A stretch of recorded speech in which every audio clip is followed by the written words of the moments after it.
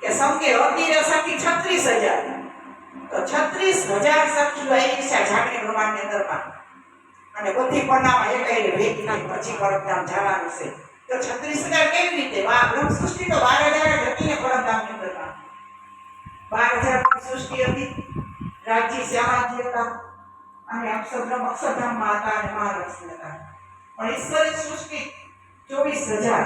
એ અક્ષરની સુરતાની સખી છે 12,000 સૃષ્ટિ આપણે શ્યામાજીના અંકથી થઈ બધે શ્યામાજીના કહો સુંદર સાથ તો આપણે 12,000 સૃષ્ટિ શ્યામાજીના અંકથી થઈ પણ 24,000 ઈશ્વરી સૃષ્ટિ છે એ અક્ષરની સુરતાની સૃષ્ટિ છે તો જ્યારે બ્રહ્મ સૃષ્ટિ ને રાજ્ય રાસ રમતા હતા ને દેવમય બ્રહ્માંડમાં તો ત્યારે ઈશ્વરી સૃષ્ટિને રાસ રમતું પણ એને તન ન મળ્યા 12,000 સૃષ્ટિ આપણે તો નવા તન આપ્યા ને કોને યોગમાં એ મુક્ત તન આપ્યા નોની સિંગાર કરાવ્યા પણ ઈશ્વરી સૃષ્ટિને ત્યારે તન મળે નહોતા અક્ષરની સુરતા હતી નો તો ત્યારે એને રાજ્યનો એવો આદેશ થયો કે એક બ્રહ્મ સૃષ્ટિમાં તમે બે ઈશ્વરી સૃષ્ટિ સમાઈ જાઓ એક બ્રહ્મ સૃષ્ટિમાં તમે બે ઈશ્વરી સૃષ્ટિ સમાઈ જાઓ 12,000 માં 24,000 સમાઈ ગયું અને આવી રીતે રાસ રમાયો તો પાછી 36,000 સખી પાછી જાગણી બ્રહ્માંડમાં અત્યારે આવી છે એટલે કીધું કે પાંચમાને વધાવો મારે આવ્યો તે તો મોકલ્યો પદ્માવતી પૂરી મોજા સખી સાકુંડલે ઉઠીને વધાવ્યો સાકુંડલ સખી એટલે છત્રસાલ મારે સંગે અતિરે સખી 36,000 પાછી એવી છે અને એથી જાગી પાછું પરમધામ જવાનું છે કામસ્કી 6,000 સખીઓની ઈચ્છા હતી કામસ્કી પણ આવી પાછી બધી જમીન પર તો આવી રીતે શેખ બદલ 12 મોમીનોમાં એક મોમીન હતા મોમીન એટલે બ્રહ્મ સૃષ્ટિ તો શેખ બદલ પહેલા દિલ્હી નગરમાં સીધીને મળી જાય છે અને જ્યારે આ પુરાણની ચર્ચા સાંભળે છે તો એને રાજ્યની મેં થઈ ગઈ છે ને તરત જ જાગી જાય છે કેમ કે સાક્ષાત ધામની બ્રહ્મ સૃષ્ટિ તો તરત જ જાગી જાય છે અને તરત જ રાજ્યને પ્રણામ કરે છે અને ત્યાં કઈ જગ્યાએ ઉતરે છે દિલ્હીમાં કે સૈયદપુરા હવેલી હતી ત્યાં તો ત્યાં સૈયદપુરાની હવેલીમાં શ્રીજી અને શેખ બદલ એ બધા દિલ્હી પહોંચ્યા ને ત્યાં શ્રીજી આજે લગભગ 350 જેટલી સંખ્યા હતી 4,000 થવાય છે સુંદર સાહેબ હવે તો વિચાર કરો આટલા બધે જ્યાં જેમ પડે ત્યાંની પૈસા કેવી હોય આટલા બધા એનું જમવાનું ખર્ચો રહેવાનું ઉઠવા બેસવાનું આપણે તકલીફ થાય છે ખરી વાત નથી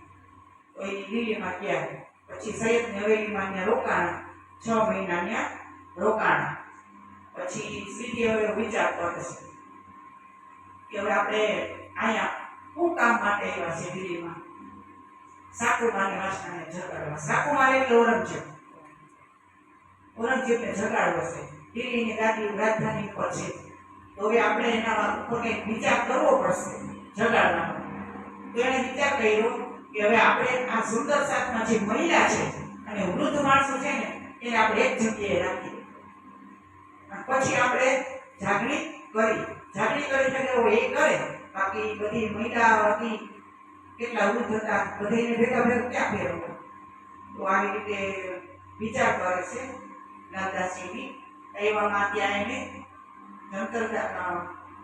દયારામ મળે છે જંતરદાસજી મળે છે અને ગંગારામ મળે છે આ ત્રણેય 12 મોમીનોની અંદર મળે છે આ રાજ્યની કૃપા છે ને આમે આની મોકલે છે રાજ્ય જો શેખ બદલ આવ્યા ગંગારામ આવ્યા દયારામ આવ્યા અને જંતરદાસજી આવ્યા ત્યાં શેખ દેવીમાં અહીંયા પણ બધે રોજ કેવું લઈ આવે તાજા શાકભાજી લઈ આવે સરસ રાજ્યને ભોગ ધરાવવા માટે સારા ફ્રૂટ લઈ આવે અને જંતરદાસ જે હતા ને એને દુકાન હતી ઘરની તો દુકાનમાંથી કાજુ બદામ દ્રાક્ષ આવું બધું ચોરી લઈ આવતા ચોરી ન લેતા કે ઈ અહીંયા લઈ આવે ને પ્રસાદ માટે તો એના ઘરના એના પિતાશ્રીને કોઈને ગમતું નહોતું